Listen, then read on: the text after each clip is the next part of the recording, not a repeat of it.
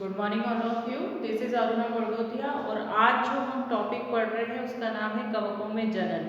क्योंकि सभी कवक के जो जीव होते हैं उनमें भी जनन की प्रक्रिया होती है, क्योंकि उनको भी अपने ही जैसे जीव उत्पन्न करने होते हैं। अपने ही जाति के जीवों को बनाए रखने के लिए जनन एक महत्वपूर्ण प्रक्रिया होती है। तो आज जो हम मेथड पढ़ रहे हैं वो कवकों में जनन है। क्योंकि कवक जो होते हैं उनमें जो जनन होता है पहले की जो विधियां हमने पढ़ी है उसी के ही सिमिलर होता है, बट कुछ विधियों में इनमें अंतर पाया जाता है। जो कवक होते हैं वो जनन करने के लिए मुख्यतः 3 प्रकार से जनन करते हैं, जिसको कि हम कायिक या वर्धी जनन, अलैंगिक जनन और लैंगिक जनन कहते हैं। कायिक और वर्धी जनन का मतलब क्या होता है पहले मैं थोड़ा सा आपको बता देती हूँ कि कायिक या वर्धी जनन का मतलब ये होता है कि अगर किसी कवक के शरीर का कोई भाग अलग हो जाता है और वही भाग नए कवक का अगर निर्माण करता है या नया कवक जाल अगर बना लेता है तो उसे हम कहते हैं वर्धी जनन। क्योंकि ये किस भाग में हो रहा है, कवक के ही भाग से ये होता है। कवक का ही एक भाग जो होता है वो अलग होता है, उसके द्वारा फिर क्या होता है नए कवक का निर्माण होता है, जिसे हम वर्धी जनन या कायिक जनन कहते हैं। कायिक का मतलब होता है शरीर का ही कोई हिस्सा या वेजिटेटिव पार्ट अगर उससे अलग हुआ है तो उसको हम क्या कहेंगे, कायिक जनन। क्योंकि कायिक जनन जो होता है वो भी अलग अलग विधियों द्वारा होता है, जिसे मैंने अलग चार्ट में मेंशन किया है। अगर हम वर्धी जनन की बात करें जिसको मैं आपको अलग अलग एक्सप्लेन करूंगी, फर्स्ट होता है खंडन। खंडन का मतलब क्या होता है, खंडन का मतलब ये होता है, क्योंकि आपको सभी को पता है कि जो कवक होते हैं, कवक एक तरह से कवक तंतु के रूप में होते हैं, कुछ ऐसे होते हैं जो थैलस के रूप में होते हैं। तो जो कवक तंतु होते हैं, यदि वो कवक तंतु क्योंकि जब इनको जनन करना होता है या जब इनको अनुकूल परिस्थितियां मिलती है तो उस समय क्या होता है इनके शरीर के छोटे छोटे खंड हो जाते हैं। खंड मतलब कि छोटे छोटे भाग हो जाते हैं और प्रत्येक भाग क्या करता है नए कवक का निर्माण करता है या नया कवक तंतु बना लेता है। तो इस विधि को हम बोलते हैं खंडन। दूसरी विधि आती है विभाजन। विभाजन का मतलब क्या होता है, विभाजन का मतलब होता है शरीर का भागों में बंटना या विभाजित होना या फ्यूज, एक तरह से फ्यूजन होना। तो मान लीजिए यदि कोई कवक है और कवक का कवक तंतु 2 बराबर भागों में बंटता है और जो दूसरा भाग है अगर वो नए कवक का निर्माण करता है तो उस विधि को हम बोलते हैं विभाजन। कवक की बहुत सारी प्रजातियां होती हैं जिनमें ये विभाजन पाया जाता है। थर्ड होता है मुकुलन। मुकुलन का मतलब ये होता है कि मान लीजिए कोई कवक है और कवक से अगर कोई मुकुल निकलती है। मुकुल का मतलब क्या होता है, मुकुल का मतलब होता है जैसे आपने आलू में देखा होगा, आलू जो होता है यदि उसको नमी मिल जाती है तो उसे एक छोटी सी बर्ड निकल जाती है। अगर हम उस बर्ड को काट कर मिट्टी में लगा देते हैं तो उससे नया पौधा विकसित होता है। तो सेम एज कवकों में भी होता है। कवक में क्या होता है जब इनको मॉइस्चर मिलता है या नमी मिलती है तो उससे क्या निकलता है एक मुकुल या बर्ड निकलती है और वो बर्ड उससे टूटकर अलग होती है और फिर नया कवक बनाती है, जिसको हम बोलते हैं मुकुलन विधि द्वारा। थर्ड आता है ऑइडिया द्वारा। ऑइडिया का मतलब ये होता है कि कुछ ऐसे कवक होते हैं जिनमें क्या पाया जाता है, ऑइडियाज पाए जाते हैं। ऑइडिया का मतलब ये होता है कि इनका जो कवक तंतु होता है उसका ऊपरी भाग छोटे छोटे छल्लों में पड़ जाता है। इन छल्लों को क्या कहा जाता है, इन छल्लों या इन रिंग्स को क्या कहा जाता है, एक तरह से ऑइडिया कहा जाता है। और प्रत्येक ऑइडिया क्या होता है मुक्त होकर वातावरण में नया कवक बनाता है या नया कवक तंतु का निर्माण करता है। दूसरा आता है क्लेमाइडो बीजाणु द्वारा। क्लेमाइडो बीजाणु का मतलब क्या होता है, क्लेमाइडो बीजाणु का मतलब ये होता है कि कुछ कवक तंतु क्या करते हैं बीजाणु का निर्माण करते हैं और इस बीजाणु का निर्माण होता है कवक तंतु के अंदर या कवक एक तरह से बीजाणु धानी के अंदर होता है क्लेमाइडो बीजाणु का निर्माण। ये क्लेमाइडो बीजाणु जो होते हैं प्रकृति में मुक्त होकर नए कवक का निर्माण करते हैं। नेक्स्ट आता है स्क्लेरोशिया द्वारा। तो स्क्लेरोशिया में क्या होता है मैं आपको बता देती हूँ। इस तरह के जो कवक तंतु होते हैं उनमें जनरली उनमें क्या होता है जो मृदुतक होते हैं, मतलब कि उनकी जो बाहर की जो कोशिकाएं होती है वो क्या करती है एक तरह से लंबी होकर या गद्दीदार होकर जनन का कार्य करती है और जब इनको अनुकूल परिस्थितियां मिलती है तो ये अंकुरित होकर नया कवक तंतु बना लेती है। नेक्स्ट हम देखते हैं, तो इस तरह से अगर देखा जाए तो जो लैंगिक वर्धी जनन होता है तो वर्धी जनन में अलग अलग विधियों के द्वारा जनन होता है, जिसमें खंडन है। खंडन में मैंने आपको बता दिया है कि जो कवक तंतु होता है वो अलग अलग भागों में बढ़ता है और प्रत्येक भाग क्या करता है, नया कवक तंतु बनाता है। विभाजन में दो अलग अलग भागों में ये बढ़ता है और प्रत्येक भाग क्या करता है, नया कवक तंतु बनाता है। थर्ड है मुकुलन। मुकुलन में एक बड निकलती है और वो बड क्या करती है, फिर नया कवक तंतु बनाती है। ओइडिया में छल्ले या रिंग बनती है और वो रिंग क्या करती है, क्योंकि ऊपरी तंतु क्या करता है, छोटे छोटे भागों में बढ़ जाता है और ये भाग क्या करते हैं, फिर कवक तंतु का निर्माण करते हैं। क्लेमाइडो बीजाणु में बीजाणु निर्माण होता है और ये बीजाणु निर्माण होता है बीजाणुधानी के अंदर। और स्क्लेरोशिया में क्या होता है, इसमें गद्दीदार संरचनाएं बनती है और वो संरचनाएं क्या करती है, नया कवक तंतु बनाती है। अब हम देखते हैं लैंगिक जनन। लैंगिक जनन की जो विधि होती है थोड़ी टिपिकल होती है, क्योंकि लैंगिक जनन में क्या होता है, लैंगिक जनन में सेपरेट सेक्स या अलग अलग लिंगों का होना जरूरी होता है या दो अलग अलग तरह के जीवों का होना जरूरी होता है। होते एक ही जाति के वो हैं, पर जब उनमें संयुग्मन या फ्यूजन होता है तो उसी को हम क्या कहते हैं, लैंगिक जनन कहते हैं। या तो ये अपने गैमेट्स बनाएंगे या फिर ये क्या बनाते हैं, या गैमेट्स को हम युग्मक बोलते हैं, तो या तो ये अपने युग्मक बनाएंगे या एक तरह से अलग अलग संरचनाएं निर्मित करते हैं जिनके फ्यूजन से ही नए जीव का निर्माण या नए कवक का निर्माण होता है। तो इसमें फर्स्ट जो स्टेज है उसके हम प्लाज्मोगेमी बोल रहे हैं।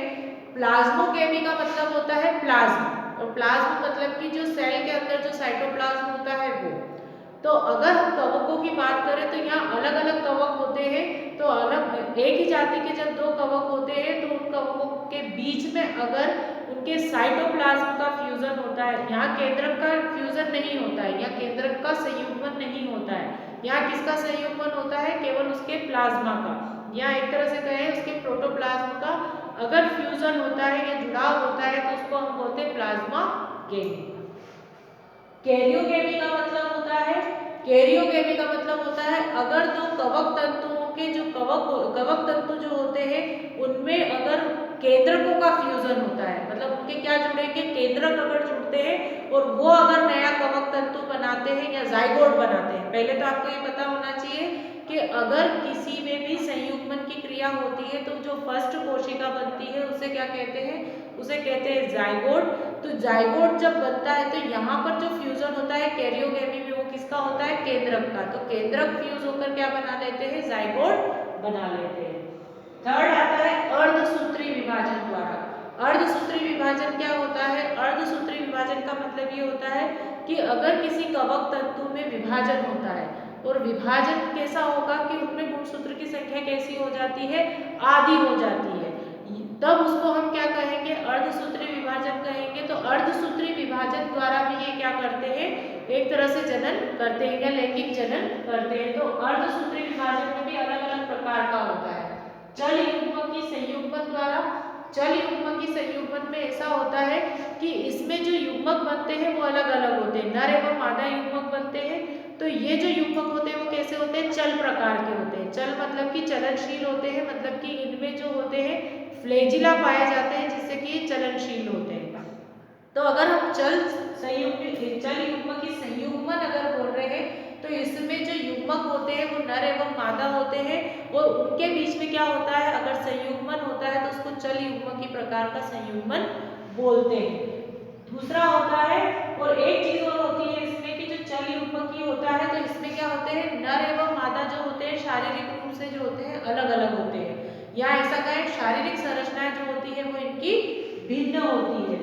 समयुग्मकी में क्या होगा, समयुग्मकी में क्या होते हैं, जो युग्मक होते हैं नर एवं मादा युग्मक जो होते हैं वो समान होते हैं, संरचना में भी समान होते हैं और कार्य में भी समान होते हैं। तो जब इन युग्मकों के बीच में फ्यूजन होता है या संयुग्मन होता है तो क्या बनता है, जाइगोट बनता है या युग्मनज बनता है। तो उसको हम क्या कहेंगे, समयुग्मकी, क्योंकि युग्मक कैसे हो गए, समान हो गए। दूसरा होता है असमयुग्मकी, तीसरा है सॉरी। तो असमयुग्मकी में क्या होगा, जो युग्मक होंगे वो असमान होंगे, एक दूसरे से क्या होते हैं, भिन्न होते हैं। नर जो होते हैं वो बड़े होते हैं और मादा जो होती है वो छोटे होते हैं साइज में। तो इन दोनों के बीच में जब संयुग्मन होता है तो क्या बनते हैं, युग्मनज बनते हैं या जाइगोट बनते हैं। तो इस प्रकार की विधि को हम क्या बोलते हैं, विषम युग्मकी युग्मक या विषम युग्मकी संयुग्मन बोला जाता है। होते चर बीजाणु ही है, पर क्या होता है इनके साइज और शेप में या शारीरिक संरचना में भिन्नता पाई जाती है। नेक्स्ट आता है युग्मक धानीय संपर्क। युग्मक धानी का मतलब क्या होता है ये मैं बता देती हूँ कि कुछ ऐसे कवक होते हैं जिनमें युग्मक धानी का निर्माण होता है। कैसे होता है मैं बता देती हूँ। मान लीजिए ये एक तरह से कवक है और कवक के ऊपर इस तरह से एक फूली हुई संरचना बनती है जिसको कि युग्मक धानी बोला जाता है। और ये युग्मक धानी किसके ऊपर लगी होती है? ये युग्मक धानियां लगी होती है युग्मक धानी धर के ऊपर। धर मतलब कि एक पार्ट होता है जिसके ऊपर ये लगी होती है। तो युग्मक धानी धर जो होता है इसके ऊपर युग्मक धानियां लगी होती है जिसके अंदर बहुत सारे युग्मक होते हैं। तो ये जो युग्मक होते हैं जब इनको अपने अनुकूल परिस्थिति मिलती है तो ये युग्मक धानी को तोड़कर बाहर निकल जाते हैं और जर्मिनेट होते हैं और अंकुरित होते हैं और नया कवक तंतु बना लेते हैं। तो इस तरह से इनमें संयुग्मन होता है। एक तरह से युग्मक धानी संयुग्मन होता है या संपर्क होता है। युग्मक धानी का क्या होता है? संपर्क होता है, मतलब एक दूसरे से वो जुड़ती है अलग अलग और फिर क्या होता है उनके जो बीजाणु होते हैं उनमें दोनों में फ्यूजन होता है। तो युग्मक धानी संपर्क द्वारा मतलब एक दूसरे के जुड़ने द्वारा, और संयुग्मन का मतलब ये होता है कि उनके अंदर जो पदार्थ भरा होता है या उनके अंदर जो युग्मक होते हैं जब वो फ्यूज होंगे तो उसको हम बोलेंगे युग्मक धानी संयुग्मन द्वारा। नेक्स्ट आता है अचल परमाणु संयुग्मन द्वारा। अचल परमाणु का मतलब ये होता है कि इनमें क्या होता है मेल और फीमेल सेपरेट होते हैं। जितने भी लैंगिक जनन होंगे उनमें मेल और फीमेल सेपरेट होंगे, मतलब नर और मादा युग्मक जो होंगे वो अलग अलग होंगे। तो अगर इसमें अचल परमाणु है तो अचल परमाणु का मतलब ये होता है कि जो मेल स्पर्म होता है वो अचल होता है और फिर वो फ्यूज होता है। किससे फ्यूज होता है? फीमेल स्त्रीधारी से या फीमेल स्पोर से वो फ्यूज होगा और क्या बनाएगा जो जाइगोट होगा या उसको हम कह सकते हैं कि एक तरह से हाँ युग्मक या युग्मनज बोलेंगे तो युग्मनज का निर्माण करता है।